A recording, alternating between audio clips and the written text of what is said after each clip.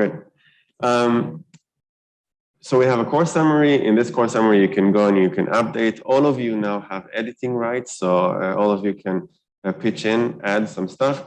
I will go over and validate that everything is accurate. So this will ensure that we have a good summary of what it goes on in the classroom. Plus, there are some bonus points for you, and these bonus points have shown in previous semester to be able to move some people from an A to an A+, A- to A, and so forth. So it's worthwhile both contributing to the greater good and perhaps helping yourself push towards like the upper category. So please take that into consideration. This is our OSF. So the way that I arrived here, I didn't bring anything with me, is that I just went on my webpage and then I opened this OSF, which led to this page. And under this page, everything that we do is actually uploaded. And then I went into the third lecture, and then I opened the PPTX. Plus, you have all the lecture videos. So after each class from the Zoom, I go and I edit a little bit, and then I upload this over here. Plus, you have all the tutorials. Plus links to the YouTube videos. The good thing about the YouTube videos is that if we open this and we go to the YouTube videos, then you'll see that for each one of those, there's actually some timestamp. So if we go over here and we go on the chapters, you can see that you can just jump to the right category.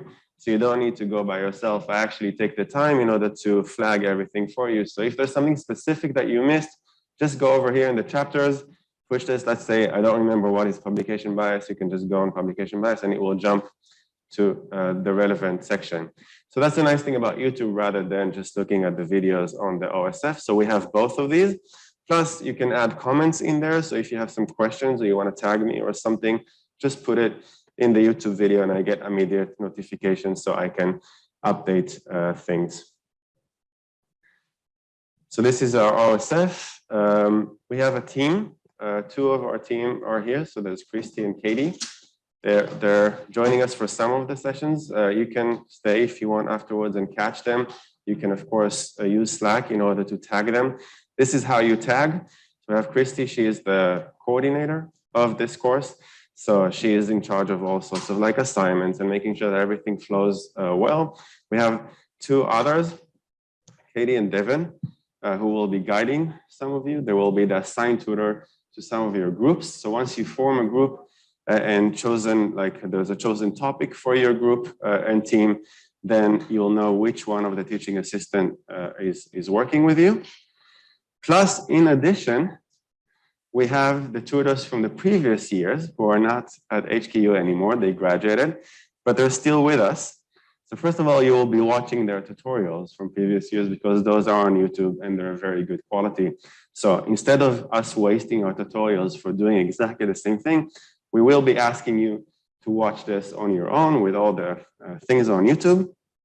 And then you can use the tutorials in order to come and sit with your tutors in order to work on your real problems, on your real projects.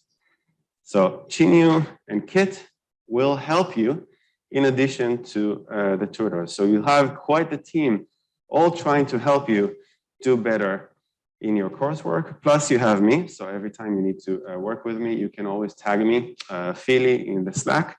Plus, in addition to all of that, in each one of the stages, I will go on Twitter. I will ask our big team of 50 early career researchers from around the world and whoever else is interesting to come in, give you feedback so that you'll have 1 week afterwards to improve. So a lot of feedback, big supportive team, and hopefully they will help you do well. So even if you have uncertainty, a little bit worried, I saw some of your comments. I don't know if I know enough statistics. I don't know if I can do this. I'm not really sure about my abilities, capabilities, my group work. A lot of uncertainty, I know, but we will help you by having this team over here to assist you in your group work to help you do better. So all of us can get into final stages of successful projects, your research projects hands-on. What do we have for your upcoming assignments? So the first step would be for you after we form the teams by the end of this week We'll make an announcement on Slack. But then as the first task for the team would be for you to work on an RRR assessment. So first we have today's session where I will show you some of what it means to do an RRR, what it means to assess an RRR. In addition, a lot of resources.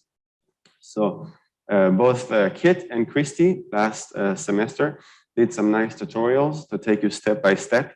So we have a template, how to use the template, what to do in each one of these steps. In addition, we will talk about some statistical things like an effect size, confidence intervals. So we will continue to guide you in the upcoming weeks what these things are, but Chinu already did some really nice effect size tutorial, which takes you step by step over a very, very complicated guide, many pages, but with very, very simple snippets in R. You can copy and paste into R and then run those. And he will show you step by step or control enter by control enter how to run these R snippets. So you don't need to worry. You will need to invest some time in order to go through these, but you can kind of split the work. You have 4 people in each team and split the work who does what in each stage. And you have both templates, a lot of examples from previous years, and you've got these tutorials and the tutors to help you in each one of these steps. Yes, so previous year's examples, you can see a lot of them from 2020 and from 2019. You can see the template over here. You don't need to start working on this right now. When the groups are assigned, we'll make a copy of the RRR assessment template, and we'll assign this to your team. Everything we do is Google Docs. Everything is collaborative. Everything is open, but we'll facilitate this for you, and all of this will take place in the upcoming week. Okay, all good? Okay.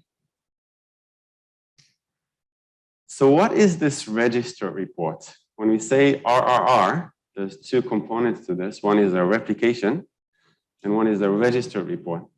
What is this thing, register report? Now, the funny thing about register report is that it's very, very new.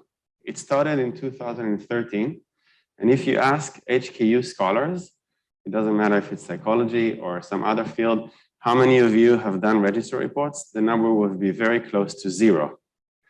Not a lot of people do register reports, but in my humble opinion, this is the future of science. In a decade or 2, all of us will do register report for what is confirmatory research. So whenever we want to confirm our hypotheses, we will run register reports. Why am I confident in this? Why do I think this is a solution? Why is this a solution, and to what? I will go through this today. If at any point something is unclear, please let me know.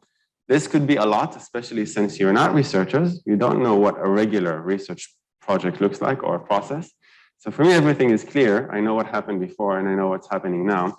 So for me, everything is taken for granted, but it's very important that if you have questions, something is not clear, you don't know what happened before and you don't know why this is changing and what this is a solution, just let me know and we can talk about this. But I tried my best to kind of structure this for you so that we'll know a little bit more about why this is needed. Most of these slides are adapted from Chris Chambers. So Chris Chambers single-handedly changed the entire science field just by deciding to be a certain kind of editor. And we'll talk a little bit about what he did. So I really like these slides by Chris Chambers because they really exemplify some of the problems inherent in science that we talked about in the previous 2 weeks. So there's this paradox. Which part of the research study do you believe that should be beyond your control as a scientist? So we want to look at the reality. We want to describe reality. We want to analyze reality. And therefore, the results should be about reality. They shouldn't be about who you are. They shouldn't be about the context. It should be about describing what the phenomenon is, what is happening in real life. So the one thing that you as a researcher should not affect are the results. However, in science, many times, the way that we are evaluated is based on the results. Do you have amazing findings? Were you able to find support to reject the null hypothesis, support in favor of a phenomenon? So there's an inherent conflict over here, because bottom line is that we're not supposed to touch the results, but the message that we get from the entire scientific community is make sure the results are amazing. How can you not touch the results but make them amazing? There's some inherent conflict in there. There's a paradox in there. So I don't know if you remember from previous week, we had this meme kind of comedy parody about the interview with a researcher of somebody who's playing around with the results in order to find support for something that is not really there. And now we know that people engage in all sorts of questionable research practices, but there's a reason for that, because incentives are misaligned. So what's best for all of us, what's best for science, is that we have high quality research, which is published regardless of the outcomes. If there is support for a hypothesis or no support for a hypothesis, if it's a successful replication or a failed replication, should not matter for whether this is published. But I have shown you that over 95% of everything that's published is positive results. And all of them have to be these groundbreaking results that would, make the headlines of the media. It cannot be that our entire scientific literature is filled with these positive results, with these amazing findings. What's best for scientists is to produce a lot of these great results, because we're being promoted by this. We get into grad school, we get into a postdoc, we get into academic tenure track career, we get our promotion into an associate professor from that. So the number of publications, which journal we get into, Science, Nature, all these high impact factors are based on these amazing, remarkable, positive findings. So really a misalignment between what's best for science, just having high quality research published regardless of outcome, with what's best for scientists. So somehow we need to align these two together. If we look at the research life cycle, we have the original how science is supposed to operate is that you generate and specify some hypothesis. So perhaps you've seen, observed some phenomena, and you say, I think I understand what's going on here. Let me run an experiment. After you do this, you design a study. So perhaps I have a control condition, and then I have an experimental condition, and I vary something in between them. Then I collect the data. Then I analyze the data, I look at the hypothesis, I run some statistical tests in order to see whether there's support, and then I interpret this, and then either I publish this or I conduct another experiment. Now, there's all sorts of problems. Some of them we talked about in this cycle. So first of all, when we design the studies, we have low statistical power. So we really care about these p-values, p-value lower than 0.05, but we don't take into account power. So usually our samples are very small. It's a bit easier with social psychology, judgment decision-making, but if you're part of a neuroscience lab or a sleep lab or whatever, it's very resource intensive to run a study. Therefore, you don't really get to very large samples, and this has consequences for power. Therefore, we lack power. Selective reporting, perhaps we collect a lot of data, but we exclude all sorts of participants, or we don't report all our conditions. And then when we interpret the data, we look at the data, but this is not exactly what we hypothesize. So what we end up doing is changing the hypothesis to say, this is actually what we thought is going to happen all along, which is a bit like if you remember the magician, the amazing Significa, who, in a deck of cards, opens the deck of cards and then happens to be a 3 in a deck, and they say, I knew it. I knew that this is what's going to happen. Did you know this, or did you decide this after you looked at the results? In addition, when we publish, there's publication bias and lack of data sharing. How do we know that this is a problem? Now we have a lot of evidence for this. Lack of replications. How many papers are being replicated? 1 in 1,000. So for 999 papers in our literature, out of 1,000, we don't know whether they're replicated. So if we run them again, we don't know if they will get the same kind of results. We don't even know if they reproduce. So if we look at exactly the same kind of data and we run the same kind of analysis, we don't know if we're going to get exactly the same findings. In addition, low statistical power. How low? Very, very low. Selective reporting, I showed you some of the findings from self-admission. The people self-admit to doing all sorts of things, 78%, 72%. Go back to the slides last session and have a look at this. So this is the quote. How many people are harking? Also, 50 to 90% of the people self-admit to harking, hypothesizing after the results are known. So basically looking at the results and say, I knew it, this is what I hypothesized. So very wrong. Plus, in addition, we have a lot of publication bias. So we talked about these 92% positive results and lack of data sharing. So most of the research articles, definitely up until 2017, just don't share the data. This is data that was collected using your money, you're the taxpayers, but we researchers just say, no, this is ours. We collected this, we put in the hours. So we don't share what it is that you already paid for. Now, all of these are big problems that we can address by doing a pre-registration plus register reports. So a pre-registration as a first step separates two things: exploratory research from confirmatory research. So we cannot look at both of these together. They have very different meanings. Exploratory is you have some data, you explore as much as possible. So you look, what are the significant correlations? You plot all sorts of things, you do some descriptives, and then you try and make sense of this by saying, okay, so this is reality. I think I'm forming a hypothesis for why this is happening. This is exploratory. You can do this as much as you want, but you cannot say that this is confirmatory.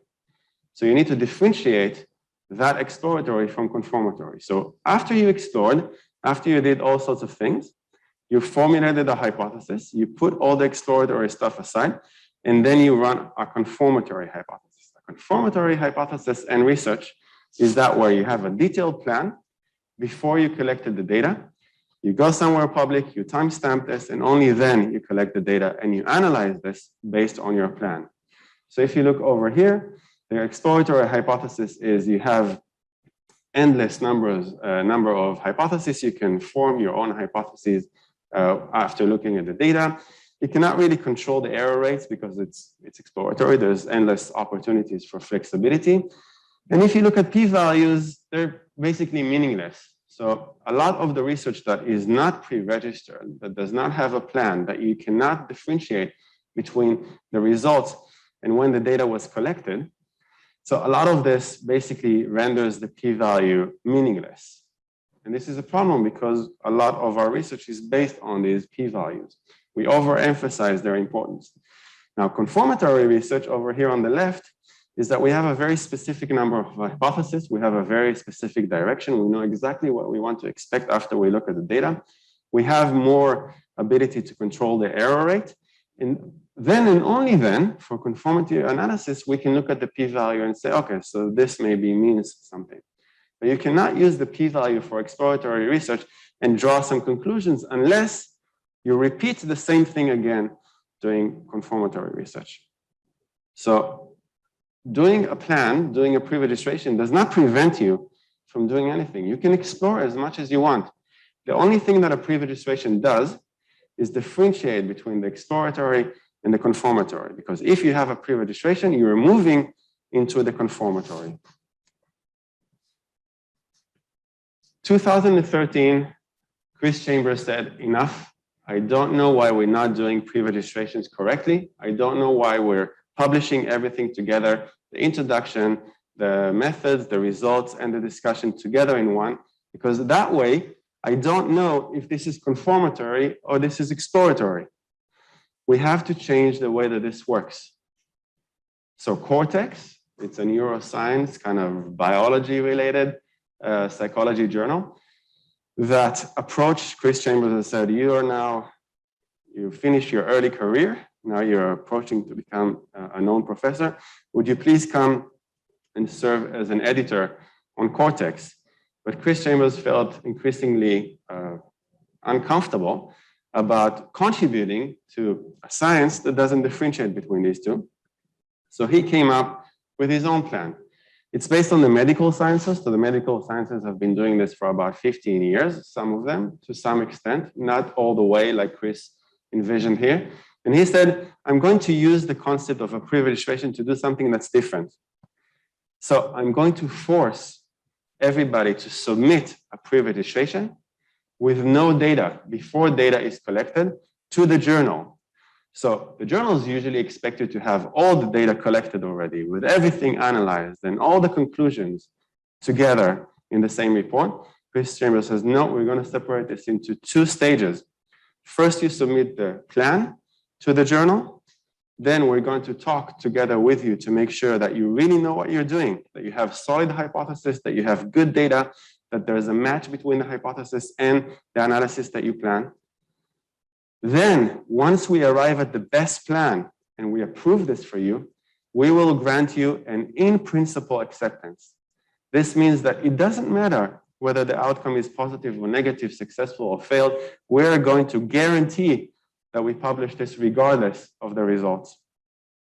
So here you can see this is the first editorial that he wrote, Register Report. This is 2013 in Cortex. 4 central aspects of Register Reports model. Researchers decide hypothesis, experimental procedures, and main analysis before the data collection. Part of the peer review process takes place before the experiments are conducted, and then passing this stage of review virtually guarantees publication. Now, I don't know if it registers for you just how revolutionary this is, because up to that point, no journal was willing to do this kind of thing. People had a lot of concerns over this. One of the concerns is that, do you mean that I can't explore anymore? So that means that I really have to follow the plan step by step. So every year, Chris Chambers has been giving these workshops for a very long time, and he came up with all sorts of answers and solutions to this. And right now, 8 years after, I think people have been trying to attack register reports from all sorts of directions. I have not seen a single problem with register report. It seems to have only positives to contribute to the scientific process. So we'll go over some of these things. So this is the traditional model. You do all of these things together. You develop the idea, you design the study, you collect, analyze the data, you write the report, and only here you submit this to the journal. So after the 4 stages. And then if the journal thinks that the outcome is novel enough or positive enough or significant enough, then they will publish this. So they're looking at the results and then they're deciding if this is good enough for their journal or not. And this is broken. We've seen this many times. What Chris is saying, we have 2 stages. In the first stage, there are only 2 steps of developing the idea and designing the study. You look at, are the hypotheses well-founded? Are the methods and proposed analysis feasible and sufficiently detailed? Is there enough power, et cetera, et cetera. Then, if all this is okay, they grant you in-principle acceptance. You can already add this to your CV because you know that whatever the data is, it's going to get published. What you are doing in this course is this stage. It's called Register Report Stage 1. Basically, you're writing a manuscript from beginning to end, but you're writing this without the data. The data that you will have, you will run your analysis on simulated random data sets. So once we complete all this, we submit this to the journal, we get some feedback. Some will help us to, after you're done with this course, others will help us address this kind of feedback, and then we'll get in-principle acceptance. Once we get in-principle acceptance, it means that all of us are co-authors on a publication. Then we run the data collection, and after the data collection, the only thing that is left to do is just run exactly the same thing that you ran on your simulated data, replace the results section, instead of the results on the simulated random data, the results of the real data, and then add the discussion. That is the end of it. So this really separates these 2 stages. In the second stage, the only thing that they're looking at is whether we followed our plan, whether the authors did everything that they said that they're going to do in the plan, or sometimes you find that things are wrong. You did a mistake. Perhaps we didn't plan for something. In stage 1, you need to justify and explain why you deviated from that plan. So this is stage 1 and stage 2. How it works. So For register reports, the revolutionary thing about this is that it doesn't really matter whether the hypothesis was supported. It doesn't matter if the p-value is lower than 0.05. It doesn't matter whether the results are novel or not. It doesn't matter if the results have impact or not. All these don't matter for the register reports because the in-principle acceptance is just based on your methods. It's just based on your rigor. It's just based on your hypothesis. We don't look at the outcome before making a decision of whether to publish this or not. So this takes care of almost all of the flaws that we saw in the previous 2 weeks. So at the beginning, it takes care of the publication bias. So this component here, there's no more publication bias because we have to publish everything, whether it's significant or not significant. So all the publication bias of journals saying we are not publishing things that are not significant. We don't want null findings. We don't want failed replications. That is out. Registered reports really take care of that. It eliminates all sorts of researcher biases. So p-hacking, post hoc hypothesizing, harking, all these things cannot be done because there's a specific plan that needs to be approved before we do any data collection. So that takes care of that. So just took all of this in the middle, all these problems in the middle. It guarantees high statistical power because the plan is not going to be approved unless you've compensated for power, that you planned everything, that you have a large enough sample, or that your the research design allows you to look at your the specific research questions that you have. So this nails this part. And then it incentivizes important replication studies and other novel research. So it just guarantees that everything is going to be done correctly. So all sorts of problems with lack of replications. So many of our replications are being done as a register report, where we submit the plan to run a replication, and then the journals publish this regardless of if this is successful or failed. Plus, many of these, I think all of them, all of the registered report journals emphasize open science, open data, code, material sharing, and so forth. So lack of data sharing is also good. And for the first time in science, it's amazing that up until 2013, nobody came up with this sort of plan. The first time since science started, we have a completely green process where all of these biases that have to do with us, that takes the pure, amazing science and creates something else out of it. For the first time, science can be what it's supposed to be. This green, very well structured process that allows us to get closer to the truth. Okay, so we talked about some of these advantages. Now, another very important step here, and I urge you, if you go to graduate school, or even if you decide to do research when you go to industry, is that registered reports also allows you to get good feedback while you're still working on things. So a lot of students are very worried. Perhaps my hypotheses are not good enough. What I write is not good enough. Perhaps my extensions are not good enough. I don't know if what I'm doing is novel. First, you have a whole team, teaching assistants, myself, the academic community to help you.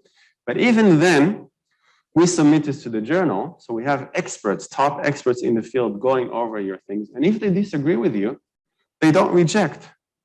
They just give you constructive, positive feedback on how you can improve. If we already collected the data and everything is written up, they will say, oh, you didn't do a good job, so sorry, reject. But registered reports really allows you for good, constructive, positive feedback while you're still doing the plan. So before you collected the data, before you spent an entire year running around, getting all your surveys, experts are helping you do the best. Now, there's another version of registered reports. We won't go into this in this session, but so actually this morning, we got our feedback from Chris Chambers as the editor on one of our registered reports. And we got the most amazing constructive feedback on one of the MPhil students, Kit, who's helping you with this course, suggesting all sorts of things on how to improve. And every time I see these decision letters, I'm used to very, very negative, very, very hostile, very strong rejection letters. And suddenly you get these amazing emails with all this constructive feedback from top experts, people that I know, I follow on Twitter to help us improve. Really a humbling experience. I'm very, very grateful. And then just imagine for someone like Kit, an MPhil student, to get this kind of of feedback from the top experts is quite amazing. So I really like this benefit of registry reports to get expert feedback while it's still most useful. Higher acceptance rate. So the nice thing about Kit and Chinyu, who's been working with me, is that for me during my PhD, I had countless rejections. I kept submitting things to journals because it's, we aim for the top journals. Their rejection rate is between 90 and 95%. So 90 to 95% of papers get rejected from journals. And I'm just a graduate student, from Hong Kong, nobody, competing with the best minds in all these Ivy League, Stanford, Harvard, and all that. What are the chances that I'm going to be one of these 5%? So almost impossible for any of us to get into these top journals. However, with the registry reports, there's no reason to reject you because we can work on this together. If your plan is not good enough, I can give you feedback so we can improve. So rejection rates for registry reports drop from 90, 95% to how low? 10%. And even the 10% that get rejected, it's not because there's a problem, an inherent problem in something specific that they just didn't follow the registry report template, or they don't understand the procedure. And then the only thing that they need to do is just read the instructions better and submit this again. So registry report really revolutionized everything. So suddenly you see all people that are working with me, the early career researchers that are working with me, submitting registry report. Suddenly there's no rejection. We can work on things together. Completely changes my idea of what science is, from being this very hostile, negative criticism. When I was in grad school, everybody said, you need to get used to rejections because you get rejections every week. It still happens, but a lot less when we do things in registry reports. Most likely to get accepted for first journal. Sometimes we have the same manuscripts submitted to 5 different journals. Submit, reject, submit, reject, submit, reject. In registry reports, happened till now, every time the first journal that we submitted to is the journal that helped us do better and get this accepted. So a lot of good things about this also in terms of the career. So if you're thinking of an academic career, or if you're thinking of doing a thesis, MPhil, or just a master's in the field, consider doing this as a registry report, because it will really increase the chances of you doing better because you get top feedback, and it will decrease the chances of you being rejected for no reason and being thrown away from one journal to another and so forth. Does this work? At the beginning, 2013, everybody was criticizing this, laughing at this, making fun of this. This will never work. This is not how science is. You don't know what you're doing, so forth. Do we know that this works? We really do. So by now, actually, this is not updated. This is from last year. We have about 300 journals, more than 300 journals, not just in psychology, but across the sciences. So whatever it is that your other major is, or other thing that you do, if you're doing a thesis not in psychology, geography, whatnot, and you want to do registry reports, now you have enough journals that are supporting this. It started from low-tier journals, but now even top-tier journals. So in our field, for example, Nature, Human Behavior, even to some extent, JPSP in psychological science, allow you to do registry reports. So there's more than 300 registry report journals. So this is really becoming mainstream. 8 years ago, people were kind of, what? But now it's becoming mainstream. However, for some strange reason that I don't understand, HKU scholars are still very hesitant. I think now there's maybe 1 or 2 who are considering doing this with their students. But if you're thinking of going into a career in academia or something related to that, really pressure your advisor to do it this way. There's lots of options, both in life medical sciences, social sciences, and physical sciences. You can just go and have a look at the journal list and then decide which one of those you want to go with. Now, do we know that this pre-registration and registry report thing works? So I'm going to show you a series of evidence that this is a cure to a lot of the problems in the scientific process. So here we have a diagram. This is called a funnel plot of a meta-analysis of money priming. I think 2006 came out a paper in Science. This doesn't happen a lot in psychology. So a paper came out in Science saying that money affects us in a certain way. It makes us more selfish. It gets us into a mindset where we emphasize one thing over the other. And money priming could be things like money on a screensaver, touching money, putting money next to us. So they did all these slight manipulations, and they showed that if we look at money, if we have money next to us, if we touch money, if we have something that has to do with money, this is called money priming. And it gets us to behave more selfishly in all sorts of task games, all sorts of other dependent variables. So if we run a meta-analysis of this, if you remember last week, I showed you the P-Explorer, you can kind of plot the P-values of all sorts of literatures. This one is about money priming. And what you can see is that we have this funnel plot. So we have this diagram of the zero effect. So zero effect means there's no effect whatsoever. And then we know that everything that falls under this white area shows no support for money priming, no support for money priming. But this one over here is the meta-analysis funnel plot that shows the effect of a Cohen's d of about 0.35. 0.35 is somewhere between a weak effect to a medium effect. This is something that we consider to be common for priming. So it's not a very strong effect, but there is some kind of an effect. What you can see here is that it seems like there's some kind of a bias where things are falling under this triangle, but there's lots of stuff that should be here that is not here. And it's not really clear whether this is the triangle of the zero effect or this is the triangle of the 0.35 effect.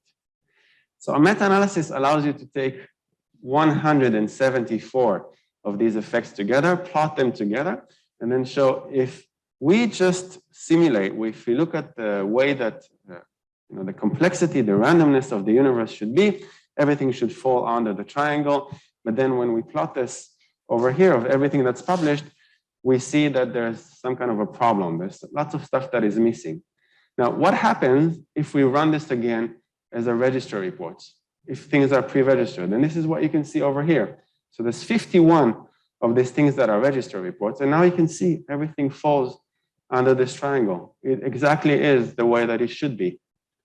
So if we don't pre-register, it's messy, goes all over the place, and there's some indication for a publication bias. If we pre-register, if we run things as register reports, suddenly everything is as it should be. What is the effect when it's as it should be? The effect is 0.02. So the only thing that was creating the support for the money priming was not that there was money priming. There's no effect over there.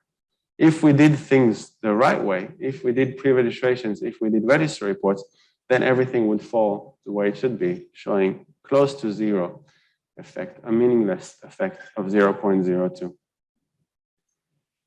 In addition, if we look at standard reports, how many of those find support for their hypothesis? Over here, a very, very high rate, about 95%. If we look at register reports, what is the ratio of finding support for the hypothesis? Drops to lower than 50%. So it really shows that there is a shift. Reality is a bit more like this. This is biased and shows a real problem.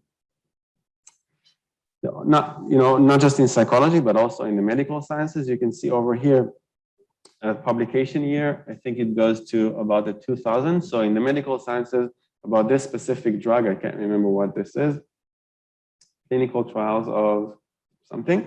So you can see that before they did registration of medical trials, they had all sorts of things about 57% success rate. So you can see it's all over the place and mostly positive. But after they started doing registration of medical trials, just like they run stuff for vaccines or COVID treatments right now, you can see that the success rate drops from 57% to 8% success rate. So really, really important to do this. And medical sciences have not gone far enough. Register reports really allows you to do even better than that because you get expert feedback, because you're not blinded by the outcome and so forth. But really, from a very, very strong indication that there is support for some drug from a pharmaceutical company to being all over the zero. Some find support, some don't find support, but only 8% success rate. Let me skip this one. Okay, I'll show this in detail. This I took from a presentation that was done, I think, 2 months ago. So this is initial data. So after all the 8 years of doing registry reports, Brian Nosek, who is the founder of the Center of Open Science, he's the person in charge. The whole team, the Center of Open Science, is the team that's in charge of the Open Science framework that I just showed you, where I upload all my data. This is where we also do our pre-registrations. So now it's a big team. They're well funded. They guarantee that everything that you upload to the Open Science framework will be up there up to 50 years. So when you upload this to a Dropbox, when you upload this to HKU, you don't really know, but because there's no guarantee how long it's going to be there. But if you upload this to the Open Science framework, it's going to stay there for a very long time, so that you know that for years to come, people can have a look and see what you've done and the scientific contributions that you've had. So they tried to summarize registry reports. What they did is a clinical trial sort of the assessment of registry reports. So they assigned, so for every registry report, they took something that is of the same keywords and about the same topic as the registry report. And then they randomized people to evaluate either the registry report or evaluate something that is very similar to the registry report, which is not a registry report. And then they tried to evaluate this. They did an assessment, a little bit like the assessment that you're going to do, of how rigorous this is, how transparent this is. And this is what they found. So before knowing the study outcome, so if you just look at the methods and the rigor before you know what is the outcome of the experiment, so they didn't show the outcomes of the registry reports or the actual publication, how much better is this? So you can see that a group of evaluators evaluate the methods rigor, the quality of methods, the amounts that the scientific community will learn, quality of the question, all of that, much, much higher for registered reports than non-registered reports. After knowing the study outcomes, about the same, the analysis rigor, the conclusions justified, the quality of the results, much higher for registered reports. After the paper is finished, the overall quality of the paper, the important discoveries, much higher for registered reports. Because this is sort of like a clinical trial sort of thing where there's blinding and there's random assignment and there's, for each group of the registry reports, there's similar keywords and similar structure. For those that are not registered report, this seems like very good first solid evidence, not just anecdotal things like I showed you before, but this is like solid stuff that registered reports really works well. So when you tell other people we're doing registered reports in this class, and others will ask you, why registered reports? Why? What's the logic behind this? Why would you want to do this? Now you know how to say this. Actually, if you go to the other session, Psych 3052C, they're doing all sorts of research proposals. They're doing all sorts of things, but they're not doing this in the registered report template structure process like here. And you can offer evidence to show that what you're doing seems to be of the higher quality, better for science sort of thing. So if you want to see the whole list, actually, I'm going to open this. Let's have a look. If you want to read more about registered reports, just go over here. And yeah, so by now, if we go over here, everything that I just showed you, this diagram, you can go on participating journals. Now there's over 300 of these that have all sorts of different stuff. And then you can find the one that you want to submit to. You can see all sorts of things, both in psychology and about even animals. And then you can follow their guidelines and see how to best do this. So it's time for us to see what a registered report looks like of a replication. So you can do replication, you can do registered reports for any type of research. But in this course, we're doing a registered report over a very specific type of article, which is called a replication. We're replicating, we're rerunning the same classic study again, in order to see whether we can reproduce, we can find the same kind of findings, so replicate the same kind of phenomenon that the original article did. I'm going to start with this case study because there's a lot of interesting stuff from this case study. It's by Hart and Albertson. If you want to read more about this, it's not a must reading or anything like that. It's just if you want to learn more about this. But there's a target article. So this target article, you can see Hart and Arboris in 2011, was published in Psychological Science, definitely one of our top journals in the field. Doesn't matter what kind of psychology you are, social psychology, clinical psychology, psychological science is up there.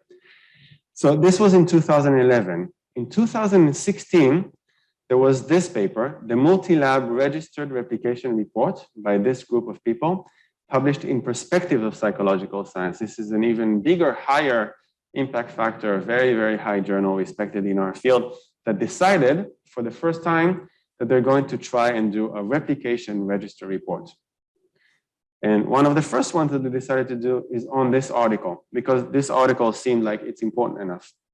Now, I'm already going to give you a teaser for the conclusions of this case study.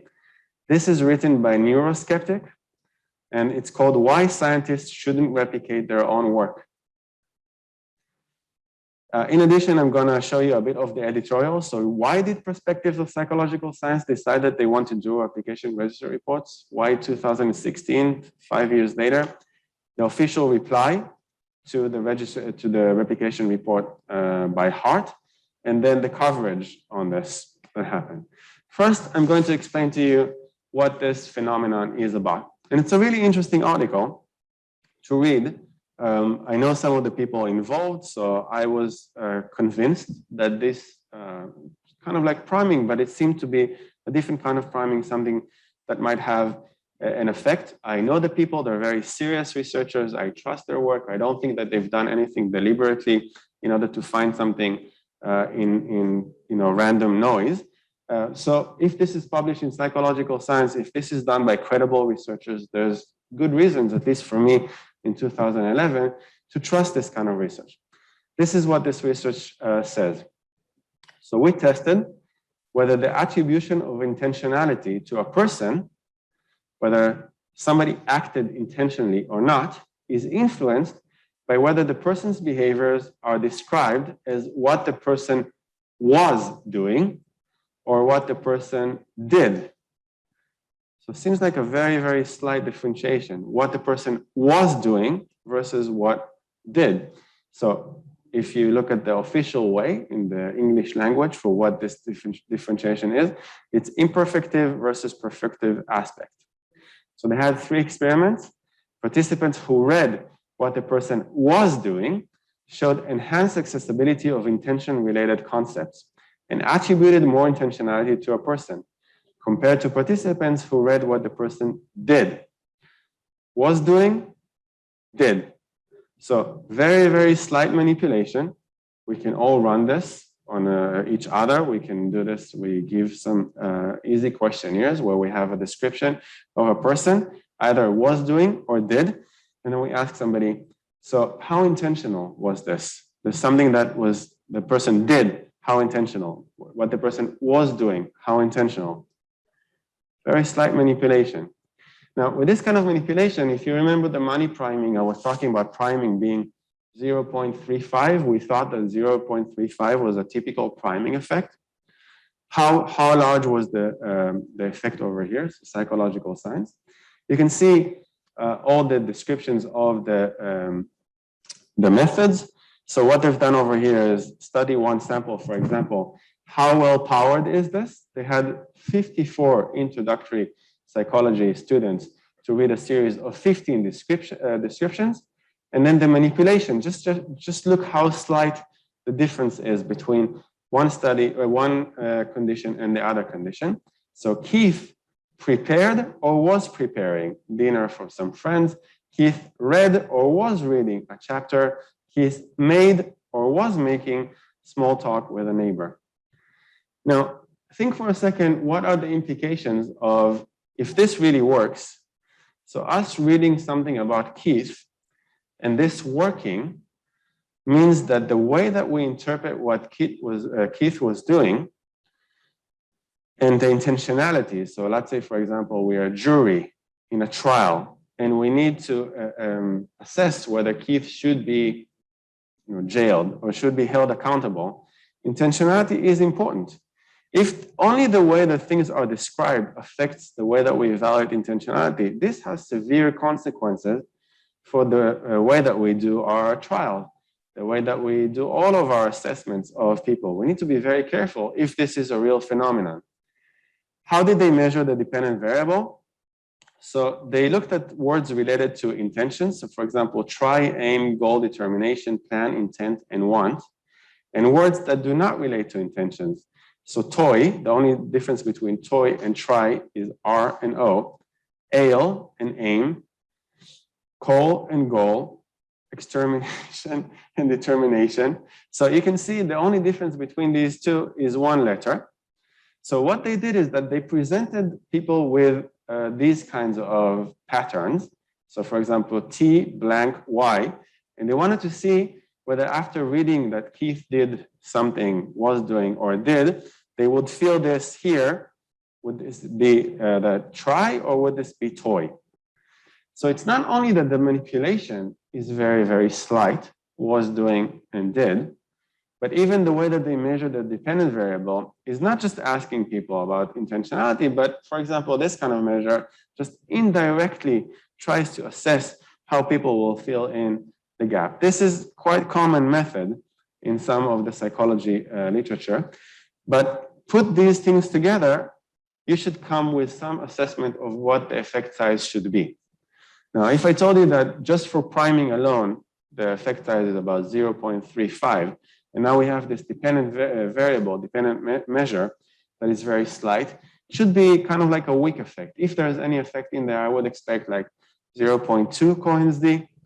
What they found over here is that you can see, as predicted, participants in the imperfective aspect condition completed more word stems with word denoting intentionality. So for example, this try, aim, goal over the toy and so forth. To what extent? If you look at all the statistics over here, D equals Cohen's d of 1. 3 times more than what you would expect by normal priming. And this is not taking into consideration the very weak dependent measure over here. Now, if we want to assess effect sizes, one of the tutorials is by Chinyu. There's no good that I know of, no good guide for effect sizes. So Chinyu decided to help me write this. So now we have HQU effect size guide. You can go on this. It's very comprehensive. I'm just going to click this for a second because you'll be using it. All right. So you can see over here, Chinyu did this. Anybody can contribute. If you go here to the effect size and confidence intervals, it will tell you how do you evaluate and interpret an effect size? What are the benchmarks? So for example, it has a very detailed list over here that says if you have a Cohen's d, what is small, what is medium, what is large? Seems like there's some disagreement between some scholars about this. So Cohen in 1988, so Cohen's d, Cohen, it's the same kind of Cohen. He said a small effect is 0.2, a medium effect is 0.5, a large effect 0.8. But an analysis of the social psychology literature shows that a more typical effect is 0.36. So if you want to know what is a typical correlation, what is a typical ETA squared, and so forth, you can go to our guide and just have a look at this over here. We also have a summary with a screenshot from the literature. And for each one of the test, so for example, if you have 2 conditions, you run a t-test, he will explain to you a Cohen's d or a Hedges g in very great detail what each of those stand for, how you calculate those. You don't need to know these equations, but also what is the R code that you can run in order to calculate the effect size. So if you're not sure how to do something, Chinyu's effect size guide is amazing. It's really extraordinary. There's nothing like it anywhere else, and we've been looking for a very, very long time. All right, so based on this, what is a Cohen's d of 1? It's not even a strong effect. It's an extremely strong effect. So if with a very slight manipulation and a very indirect measurement, we get a Cohen's d of 1, there's already some indication that something here seems a little bit off. Now, before we take a break, I'm just going to show you how did the Association for Psychological Science report this finding back in 2011. So after this came out, they asked the people who did this study, can you please summarize this for us? So we can tell the students, we can tell practitioners, what to do, what the implications are of this. So this reveals the way that the statement is phrased, affects our memory. Affects our memory, this is a very big claim, of an event being described, and may also influence our behavior. So we're not only talking in memory right now because of this recall, toy and try, but now we're also saying, but it may also affect our behavior. So we're taking one extra step in addition, already talking about behavior. So in addition to this, the authors note that these findings may be relevant to behavioral therapy. They suggest that decreasing the frequency of unhealthy behaviors might be facilitated by discussing these behaviors in terms of what I did. In contrast, increasing the frequency of healthy behaviors might be facilitated by discussing these behaviors in terms of what I was doing. So just imagine if you're a clinical psychologist and you're learning how to treat people, and now somebody comes to you and says, psychological science has shown, proven that this works not only for memory recall, but also for behavior. Therefore, change the way that you speak to the patients so that you'll get to facilitate more healthy behaviors. So it doesn't even matter what was published in the article. We'll talk about the evidence over there and what they found in a replication. But even if this is a real phenomenon, and this is what they found, you need to be very humble. You need to run this again and again. You need to try this first with memory and then with behaviors. You don't immediately go all the way to the end and tell clinical psychologists and therapists, now you're going to change the way that you talk to the patients. Immediately tell jurors, tell lawyers and judges, be careful in the way that you frame the message, because that would affect. You need to be very, very humble with these things. So we have a question. This was on Zoom, right? Yeah, okay. So we had a question on Zoom. Can you just pre-register confirmatory analysis and not exploratory analysis? You can pre-register everything. It's actually a really good thing to have a plan, regardless of whether you do confirmatory or you do exploratory. Sometimes when we run exploratory, it really helps for us to have a plan because, for example, even if we have competing hypotheses, so we don't know if it will go this way or will go that way, it's really good for us to lay out how do we determine whether this is that way or that way. So we write both of the competing hypotheses, we run the analysis that we want to do for each one of these hypotheses, and then we decide how are we going to decide between. Then we write down how do we decide between these two hypotheses. So it really helps us to structure everything. Plus, we can also decide on how to combine exploratory with confirmatory.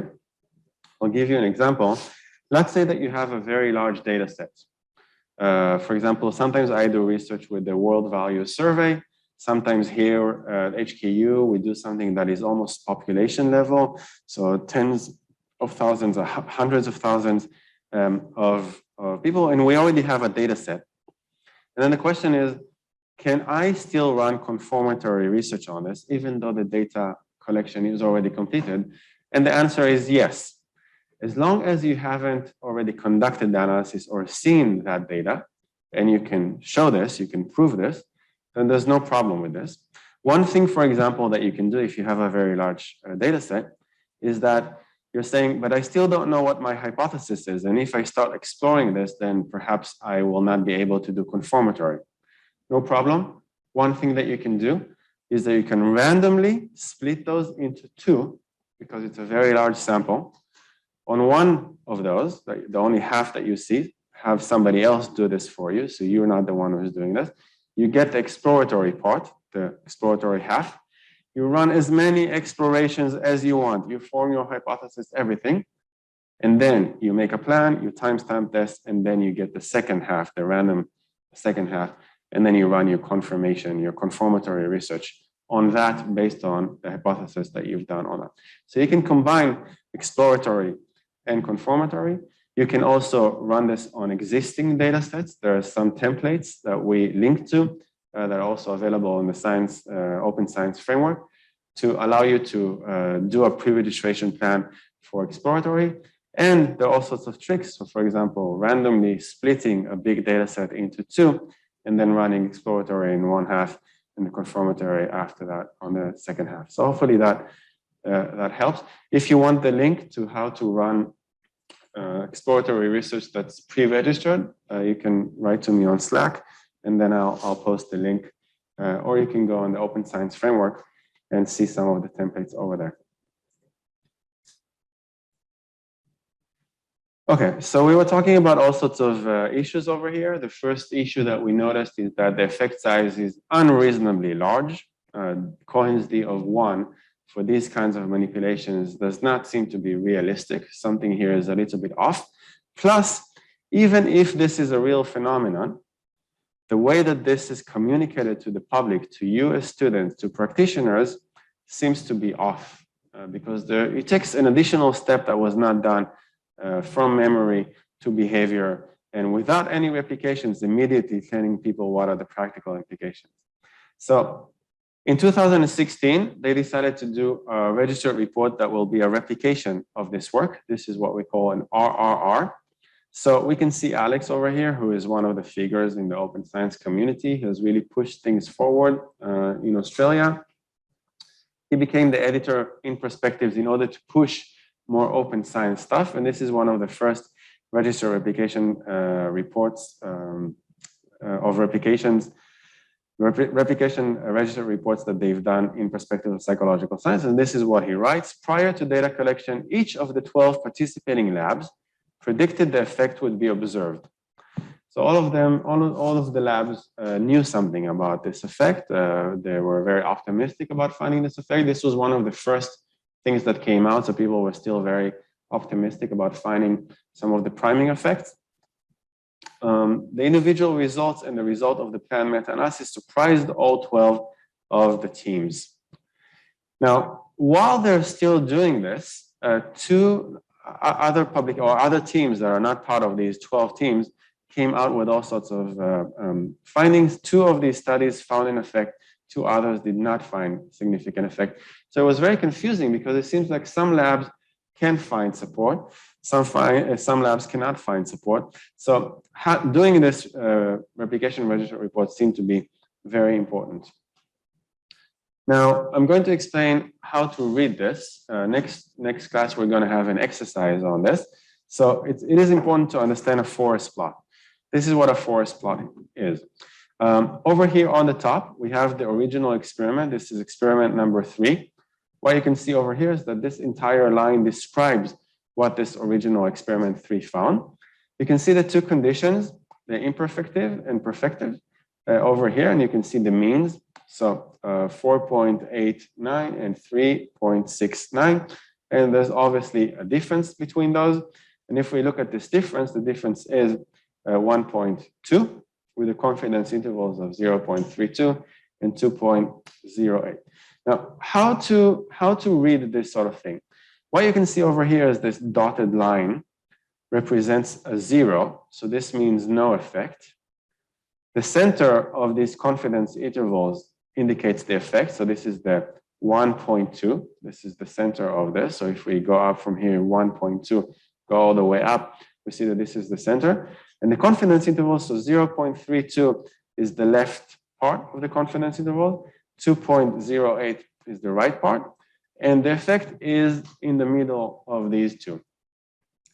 And typically, when we think about significance, p-value, it's not exactly like this, but to simplify this for you, if a p-value is lower than 0.05, that means that these confidence intervals do not overlap with the null. So the null is not within the confidence intervals. So it means that our confidence, the confidence intervals surrounding the effect, are deviating from the null. So we found something that is not a null effect. This is how we conclude that we reject the null hypothesis that we found actually support for our phenomenon. Now, if we have something that overlaps with the null, then the p-value is likely to be higher than 0.05. And this means that we don't have sufficient evidence to reject the null hypothesis. So this is what the original experiment found. How about the other samples? So we have an online sample. So this was a fairly large sample. And we can see the means over here. Actually, the perfective was higher than the imperfective over here. So you can see that actually it's on the other side, it's on the left side of the null effect. So this was going in one direction, and this is going in the other direction. And if you look over here, you can see effect size here is positive, and the effect size here is negative. Still, it found an effect. How do I know that it found an effect? Because it doesn't overlap with the null. It found an effect, but it found the opposite effect, going in the other direction. So we have the confidence intervals going from minus 0.62 to minus 0.04. So not overlapping with the null, but it is a negative effect. So it's actually in the opposite direction. So it does not find support for a phenomenon that they originally found in their article. It found exactly the opposite from that. Now, over here, we have a lot of in-lab experiments by different labs. So you can see all the names of those who participated in this sort of thing, and you can see their means. So it's kind of like all over the place. So now we look at all of these, the distribution, all of that, and you can see that generally most of them overlap with the null. So this overlaps with the null, and this overlaps with the null, and this overlaps with the null. All right. There are some who do not overlap with the null, but they're actually in the opposite direction. So we have 1 and 2 that go in the opposite direction to the original. Now, how to make sense of this? Now we want to meta-analyze this. So we have different labs who are doing their different effects. And now we aggregate all of this together. We do a procedure called a meta-analysis. All of these are, of course, pre-registered, and all of these are openly shared and everything. So this is highest quality, open science, and transparency. So if we aggregate all of this, this is kind of the diamond here. It's sort of like a diamond here that you can see on the bottom. This is an aggregation of all of these together. You can see it says a meta-analytic effect for laboratory replications only. So all of these labs combined show this effect over here. And you can see it goes from minus 0.5 to 0.02.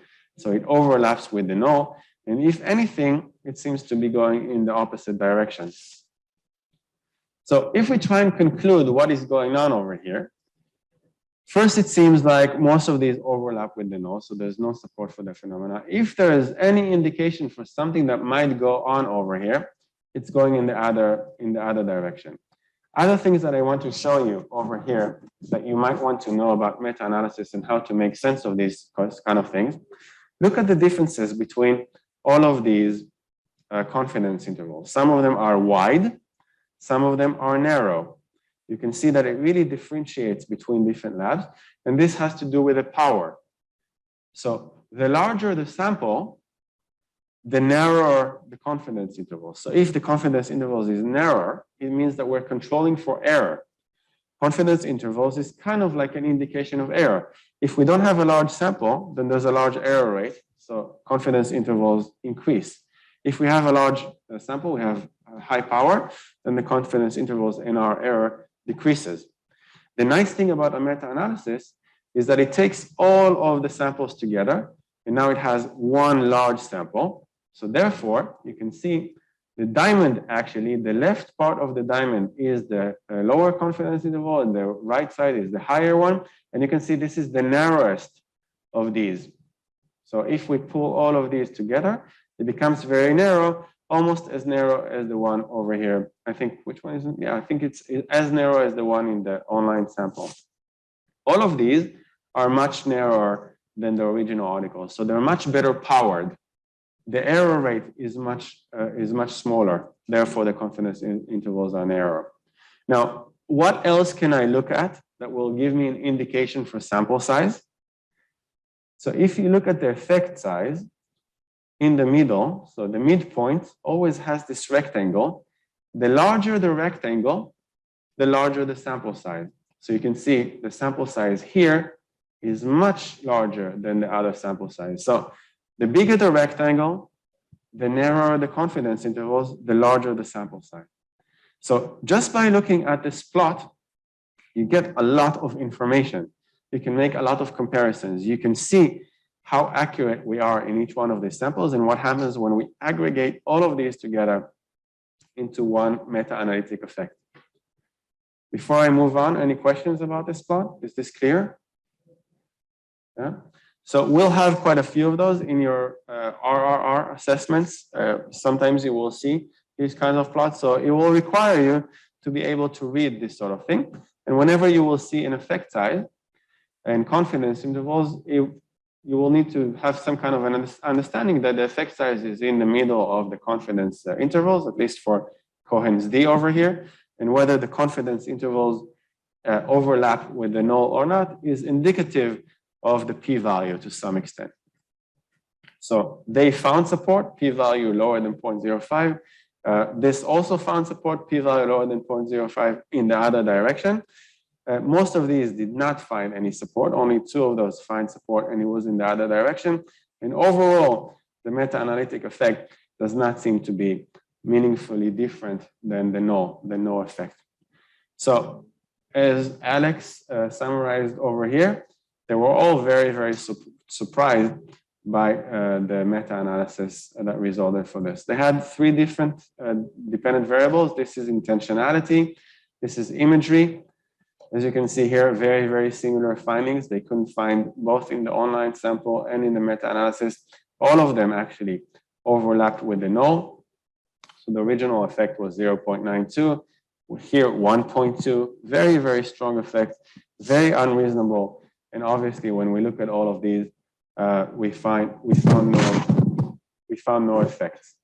Over here, very, very weak effect. It's essentially 0. It's right on the 0. An aggregation of all of these labs. The variations also allow us to understand something. We saw this in the dance of the p-values. Sometimes you have a fluke. So even if the meta-analytic effect over here at the bottom overlaps with the 0, you can see that some labs find some indication. So actually, just having one lab find support for a phenomenon is not enough.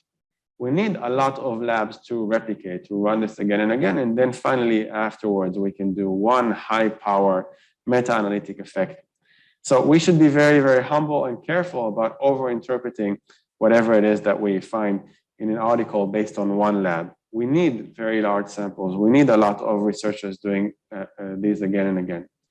Now the question is, why did I select this case study? Because a lot of interesting things happened after this case study happened. So this was 2016, RRR came out, 2016, they found no support for the phenomenon. But the question is, what do the original authors say about this? And the original authors were not happy about this. The lead author, so William Hart, was asked to write a commentary, and he wrote a commentary and he said, I don't know what your labs did. Probably they don't know how to run this well, because I ran a replication of this and it worked. So over here you can see the thing that worked. So William said, I already did this in 2013, and it's called Unlocking Past Emotions, Verb Use, Affects, Mood, and Happiness. Now, when I downloaded this, in order to put a screenshot for you, you can already see what happened. It was flagged as retracted. So this is the part of what's, so retracted means, it says here retracted, unlocking, because they found some problems with this. So in 2016, when they asked William, what do you think about this? And he said, I already published a replication of this in 2013, so I know that this works. They said, okay, maybe we should go back and have a look at this 2013. Maybe there's a problem with it. And when they asked for the data for 2013, this is what happened. So one of the replicators who asked for the data wrote a blog post, and the blog post said this: the authors were made to upload their data to the Open Science Framework. So I decided to have a look and see if I could explain why there are differences between their replication and our replication. So first I tried to reproduce the descriptives and the inferential statistics. Immediately, I discovered that there's some differences between what they reported in the commentary and what was in the data file, both in the condition means and the p-values. What could explain these differences? I decided to delve deeper and suddenly noticed a sequence of numbers representing subjects' responses that were identical to a sequence several rows below. So if you look at this, even if you can't see this, you can't really see this, but each one of those is supposed to represent a different participant. And if you look at what they actually wrote, you can see that many of those were duplicated. Many of those were duplicated. So you can see not all of them were duplicated. Only the ones who were in support of the phenomenon were duplicated. So just by opening the raw data, before running any analysis, any person could see that there are some problems in here. So this is very, very unfortunate. Of course, if you take out all these duplications, you don't find any support for the phenomenon. Now, just imagine the scale of the investment. I'm not even talking about all the therapists that change the way that they treat patients in order to tell them to use what's doing over. Let's forget all that. Just the number of labs that took a year of their lives in order to conduct a replication of something that is based on work where somebody did this. So there's all sorts of implications for that. We could have known about this much earlier if this was shared together with the article. But no, the only reason why this was shared is because we went through a replication registered report by 12 different labs that try to replicate something that does not seem to be a solid phenomenon. Think of the waste of how many researchers who could have done amazing other things if only we shared more, if only replications were more mainstream and people tried to replicate this again and again before they announced to the world that this is something really solid. Now, what to do with this? So you can see, of course, that this was retracted already. So there are some consequences for this, but are there other consequences for this? So this is Retraction Watch. They do holy work, amazing work, tracking all the retractions in the literature. This is what they wrote. A study examining whether the verb tense used to describe a positive or negative experience influences your current mood will be retracted after the university investigation found that the data has been manipulated. Who manipulated the data? So when you ask the researchers, immediately the blame was on. By whom is the question? The notice cites an unnamed graduate student as the source of the manipulation and says that the only author, William Hart, was unaware of what had occurred. So a very unfortunate case. We don't know who this unnamed graduate student is. Why would the unnamed graduate student do this kind of thing? They're not even on the paper. Remains to be seen what are the motivations over here. Even if this was done by a graduate student, what is the role of William Hart? So I admit it's very, very difficult for me to keep track of everything that every one of you is doing, that every one of the students working with me are doing. I run some analysis, I open the data set, I try to run the things again, but there is a level of trust that goes into our work together. So whenever you run your analysis, whenever you do this kind of thing, I want to know that what you're doing is trustworthy, which is why everything that we do is open. So you work as two separate groups in one team that are not aware of each other, and then you peer review each other in order to look at what the other group is doing. This is to ensure that each one of you can actually look at what the other is doing, is give some feedback, perhaps identify some problems. We don't really have data. That's the nice thing about our registry report. There's no reason for you to play around with anything because first we do a plan and then we run the data collection, but it helps us find all sorts of errors. It could be that this was, subconscious, not deliberate. I don't know what would explain this sort of thing. We need to talk to this graduate student. If there was even a graduate student, we need to understand what happened here. But there could be all sorts of sources for error. So if we open everything up, everything is shared, we peer review each other, you have teaching assistants, you have me, you have the entire community, and we open up everything afterwards, much higher chances of us having a solid phenomenon that other people would be able to replicate again and again if they ran exactly the same study. So everything that we do in this course is to avoid these kinds of problems. So this is the retraction. A former graduate student in Williams Hart lab altered the data in strategic ways. The investigation found that he was unaware of the article was published and the data has been manipulated. Honestly, I feel like we deserve a little bit more information about this, but okay, this is the conclusion. I really like this summary by Richard Murray. Regardless of what happened with the data manipulation, the basic problem here is not the results, but the basic implausibility of the methods combined with the result.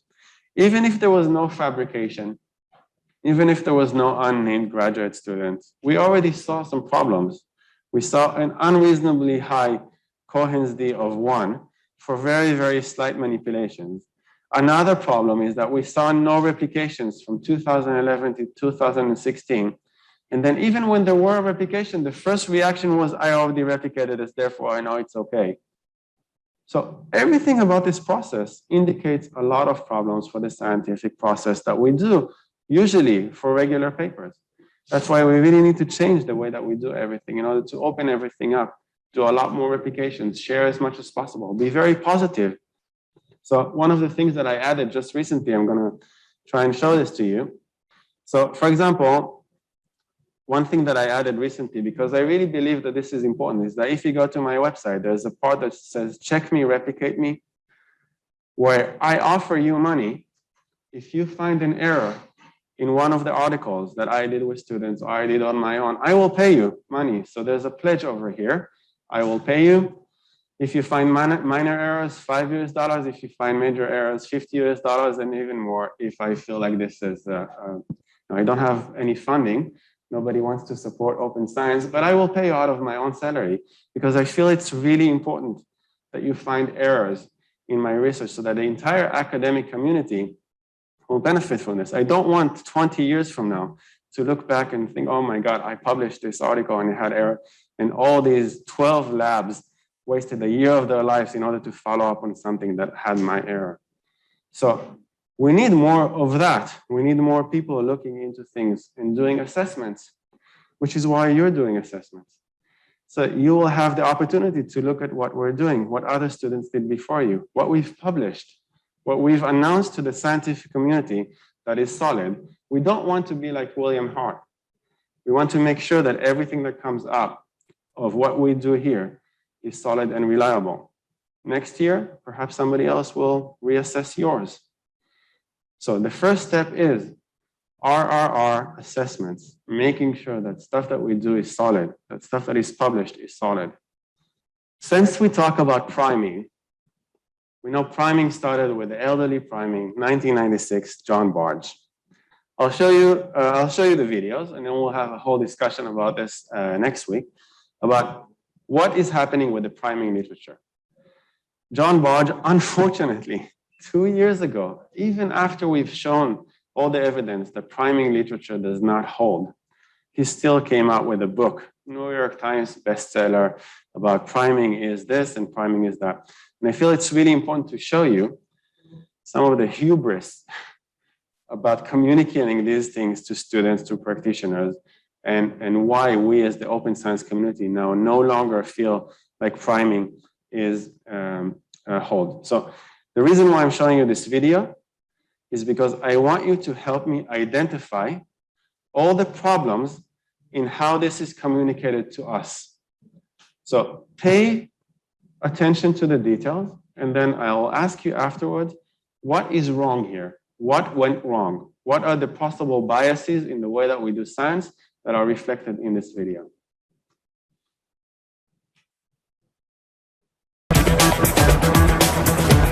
Our first experiment is about a psychological phenomenon called priming. Every day we absorb thousands of messages from the world around us, which have a profound subconscious influence on how we behave. This is priming. Psychologists have claimed that these messages can even influence how old we feel. Michael wants to investigate this claim and has asked UCL psychologist Daniel Richardson to restage a famous experiment in priming. Good morning. They'll be asking a group of students to complete a word puzzle game. Their job is to flip these over, they're just like big fridge magnets, and make a sentence from those. Key to the experiment is that there's something hidden in all of these words that will hopefully activate their concept of old people. Michael wants to test if simply exposing the volunteers to words associated with the elderly, such as wise and alone, actually make them behave as if they're old themselves. And then they think the experiment is over. We say, go off, you've got to sign one more form. But actually, that's when the experiment begins from our perspective. Because they leave this door, and then we time how long it takes them to walk down that corridor. And our hope is, because your stereotype of old people is that they're slower and doddery and frail, and you yourself will act slightly more like an old person. The volunteers will be tracked over a distance of 20 meters with invisible lasers, allowing the team to pinpoint precise differences in their walking speed before and after the test. Okay, I think we're ready to go. This is going to be marvellous. Okay, could we have Edith, please? This is the testing room. Do come in. So, begin whenever you're ready. But will these elderly-sounding words have any effect? The first volunteer isn't quite influenced the way the team were expecting. She seems to bound up the stairs.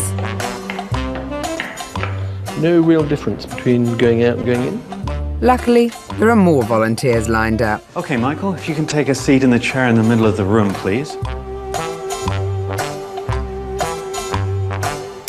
And soon, an interesting trend starts to appear. How was that? He was just ever so slightly slower. Oh. This volunteer walked along the corridor 10% slower after the test. So, as you know, this is a test of your language proficiency. It took this volunteer 20% longer to walk out. It really does make you think the extent to which your approach to older people and how you see them is unconsciously being projected. Yeah, and of course, old people experience this. So when you walk into the room and you meet someone who's elderly and you start thinking about them, you will slow down a little bit. So their experience will be of people slowing down whenever they meet them. Right. So your behavior feeds back to them as well. So as you know, this is a very simple test of language proficiency. But to really test their theory that we're influenced by the words we use, Michael and Daniel now want to investigate if there's an opposite effect for youthful-sounding words. Will these volunteers be racing down the corridor after their tests? Yep, he went in perky, he came out perky.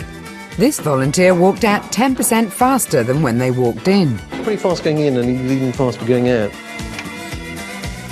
The final volunteer's walking speed increased by 15% compared to her entrance. She did a little sprint as she came down the corridor at the end. It's so unlikely that basically a few words planted here and there could actually influence how you think about people.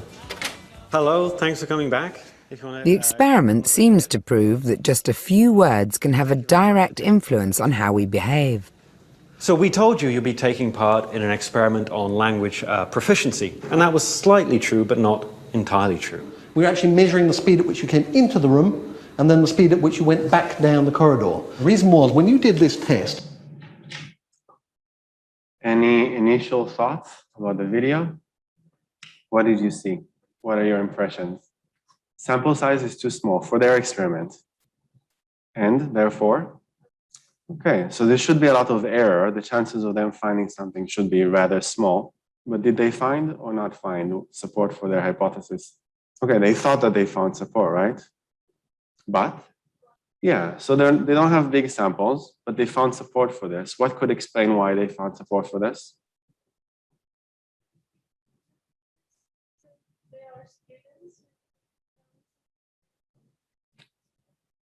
Okay, good hypothesis. Maybe the students already knew about this and therefore they acted accordingly. Okay, very interesting. What other things did you observe? Very good. Okay, there might be some other things that are influencing their behavior. Okay, so what would explain that it only worked for some students and didn't work for the other students? Okay, So for this to work in this kind of setup, what would have to happen? They would need to be selected to one condition over the other. So first they did the elderly, then they ran the other one, which is the faster one. So it wasn't like completely randomized. Did you notice some other weird stuff in there? For example, we showed with the add 10 peak, add 10 peak, add 10 peak. He peaked after each one of the participants. It's like, oh, he's perky. Oh, he's walking slower. So he's evaluating where he is with the experiment after each one of those. Based on what you just said, it could be that the assignment was not random. It could be that some students were, I don't know, late for, so they were assigned to this one. So we don't really know anything about the random assignment. Based on what you said, they actually said, the narrator said, this actually proves. Does it prove anything? Very, very small sample. You need to be very, very careful. You're communicating, this is BBC. You're communicating this to the entire audience in the UK. So people said, okay, now I know, I need to be careful with the elderly. So I need to be very humble. Anything else that you saw in there? Some other things that you perhaps found troubling? Now, I'm not going to go too much into detail. I just want to show you what John Barge says about this. And then I'm going to stop this. It's a whole video, but I just want a very short part. Listen to this carefully. People say, how can you get these effects with such rinky-dink little manipulations and moving people's behavior all over the place? And I don't know, it just keeps working. How can you get all these slight manipulations to get people's behavior all over the place? And what is the reaction? No, it just keeps working. So there's all sorts of things about the way that this reaction is, or what is it that's happening with the primary literature that really leads you to ask all sorts of questions, especially when it's portrayed in a way like this. We're going to look into this in detail. I'm just going to give you one teaser. There could be other explanations for what is going on over here. So for example, this replication in PLOS1 was able to find that whether the researchers had some hypothesis or not affected the results. So it could be that the experimenters are projecting to the students what it is that they're expecting them to do. Perhaps if you bring somebody in and you expect them to be perky, then you're saying, oh, the instructions are this, the instructions. If you expect them to be, walk slowly, the instructions are this, and this is that. So this paper actually showed a very interesting manipulation by manipulating what the experimenters expected to find affected whether priming worked or not. So it could be priming to some extent, but it could be more about whether there's people's beliefs, the experimenters' beliefs that are affecting this. So manipulating the beliefs of the experimenters, half were led to believe that the participants would walk slower when primed, the other half was led to opposite. Strikingly, we obtain a walking speed effect, but only when the experimenters believe that the participants should indeed walk slower. And I really like this video because you can see how excited he is and how he's reacting to each one of these participants. You definitely should not have an experimenter who knows the hypothesis in the same room greeting the person and running the experiment. The experimenters should be really blinded to the hypothesis. Everything that we will run in this course is going to be blinded in the sense that we run this on Qualtrics, it's run on a data collection. There is no experimenter. Everything is done online, Qualtrics. So nobody is giving the instructions. Everybody is seeing exactly the same kind of instructions on their computer screen without any interaction with us. We'll discuss more about these things, all the problems that we have, and some of the solutions in the following weeks. We'll give you some more instructions on how to form the groups and how to do research assessments on Slack in the upcoming weeks. Have any questions? Tag us on Slack and we'll respond. That's all for this week.